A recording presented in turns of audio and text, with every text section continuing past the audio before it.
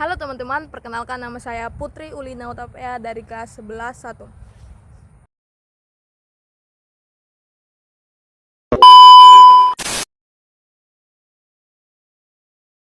Yang pertama, di sini saya akan menjelaskan proses pembentukan BPUPKI atau Badan Penyelidikan Usaha-Usaha Persiapan Kemerdekaan Indonesia. Tidak lepas dari situasi Perang Dunia Kedua, ketika Jepang mulai terdesak oleh sekutu untuk menarik simpati rakyat Indonesia agar membantu Jepang dalam perang. Pada 1 Maret 1945, pemerintah Jepang mengumumkan pembentukan BPUPKI dan secara resmi melantik pada tanggal 29 April 1945, bertepatan dengan ulang tahunnya Kaisar Hirohito. Tujuan utama pembentukan BPUPKI adalah mempersiapkan kemerdekaan Indonesia. Badan ini diketuai oleh Dr. Rajima Wedinagrat yang beranggota 62 tokoh bangsa Indonesia dari beberapa golongan, ditambah beberapa anggota Jepang sebagai pengawas. BPUPKI mengadakan 2 kali sidang penting. Sidang pertama berlangsung dari 29 Mei hingga 1 Juni 1945 dan membahas mengenai dasar negara Indonesia. Dalam sidang ini 3 tokoh utama yaitu Muhammad Yamin, Suepomo, dan Soekarno menyampaikan gagasannya. Puncaknya pada 1 Juni 1945, Insinyur Soekarno menyampaikan pidatonya yang memperkenalkan konsep Pancasila sebagai dasar negara Indonesia. Setelah itu dibentuk Panitia 9 yang bertugas merumuskan hasil sidang dalam bentuk yang lebih kornet dan menghasilkan Piagam Jakarta pada 22 Juni 1945. Sidang kedua BPUPKI dilaksanakan pada 10 hingga 16 Juni 1945 dengan agenda membahas rancangan Undang-Undang Dasar, bentuk negara, wilayah, dan kewarganegaraannya. Rancangan Undang-Undang Dasar hasil sidang ini kemudian dijadikan dasar dalam penyusunan Undang-Undang Dasar 1945.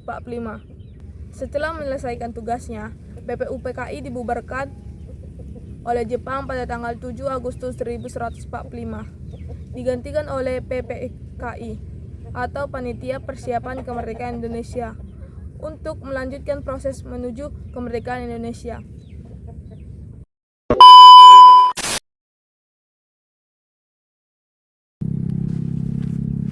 Yang kedua, di sini saya akan menjelaskan proses pembentukan PPKI.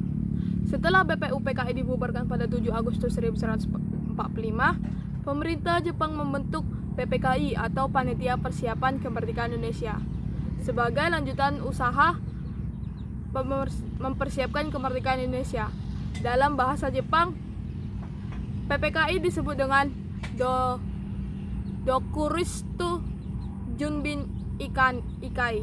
Panitia ini dibentuk atas izin Jenderal Teraichi, Panglima Tentara Jepang di Asia Tenggara, dan diketuai oleh Insinyur Soekarno dan wakilnya Muhammad Hatta. Awalnya PPKI beranggota 21 tokoh dari berbagai daerah dan latar belakang. Namun kemudian jumlahnya ditambah menjadi 27 orang. Tugas utama PPKI adalah meresmikan dasar negara, mengesankan Undang-Undang Dasar, dan mempersiapkan struktur pemerintah Indonesia merdeka. Meskipun dibentuk oleh Jepang, PPKI sepertinya dijalani oleh tokoh-tokoh Indonesia tanpa campur tangan Jepang. Setelah proklamasi kemerdekaan pada 17 Agustus 1945, PPKI mengadakan sidang pada 18 Agustus 1945 untuk mengesankan Undang-Undang 1945, menetapkan Insinyur Soekarno sebagai presiden dan Muhammad Hatta sebagai wakil presidennya, serta pembentukan Komite Nasional sebagai badan legislatif sementara. Pembentukan PPKI menjadi langkah krusial dalam peralihan kekuasaan dari Jepang kepada bangsa Indonesia sendiri, menjelajahi dan sesudah kemerdekaan. Pembentukan PPKI menjadi langkah krusial dalam perjalanan kekuasaan dari Jepang kepada bangsa Indonesia sendiri, menjelang dan sesudah kemerdekaan.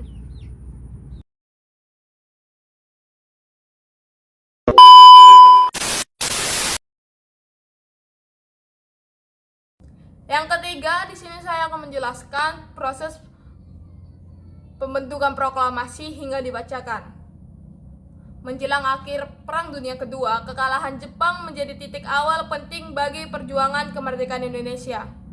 Pada 6 dan 9 Agustus 1145, Amerika Serikat menjatuhkan bom atom di kota Hiroshima dan Nagasaki, yang membuat Jepang menyerah tanpa syarat kepada sekutu pada 15 Agustus 1945. Kabar kekalahan Jepang segera tersebar kalangan pemimpin penggerak nasional Indonesia.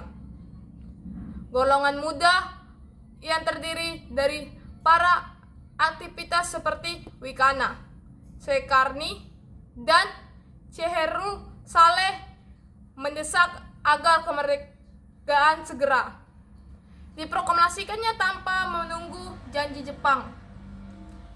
Ketegangan pun memuncak hingga para pemuda membawa Soekarno dan Hatta ke Renggang Deadlock pada 18 Agustus 1945 agar mereka tidak terpengaruh oleh Jepang dan segera menyatakan kemerdekaan. Setelah melakukan diskusi yang panjang dan jaminan dari Ahmad Sudarjo bahwa kemerdekaan akan diproklamasikan keesokannya, Soekarno dan Muhammad Hatta akhirnya setuju dan kembali ke Jakarta pada sore hari. Malam harinya ketiganya bersama Saiputi Melik dan BDTM, dia berkumpul di rumah Laksana Maeda untuk menyusun naskah proklamasi. Soekarno menulis konsep secara tangan yang kemudian diketik oleh Sayuti Melik dengan beberapa penyempurnaan reaksi. Naskah itu ditandatangani oleh Soekarno-Hatta atas nama bangsa Indonesia. Meskipun Jepang masih secara resmi berkuasa, mereka tidak menghalangi proses ini karena situasi politik dan militer yang sudah tidak kemungkinan lagi bagi mereka untuk bertindak tegas. Keesokannya pada tanggal 17 Agustus 1945 pukul 10 WIB, Insinyur Soekarno membacakan teks proklamasi di halaman rumahnya di Jalan Panggasan Timur nomor 58 Jakarta. Upacara berlangsung secara sederhana namun penuh semangat. Setelah pembacaan, bendera merah putih dikibarkan oleh Lavia Hendra dan Suhud diiringi oleh lagu Indonesia Raya yang dinyanyikan bersama. Meskipun tanpa upacara besar atau pengakuan internasional, saat itu detik-detik pembacaan proklamasi menjadi tongkat pendiri bangsa Indonesia sebagai negara merdeka, berdaulat, dan bebas dari penjajahan bangsa asing.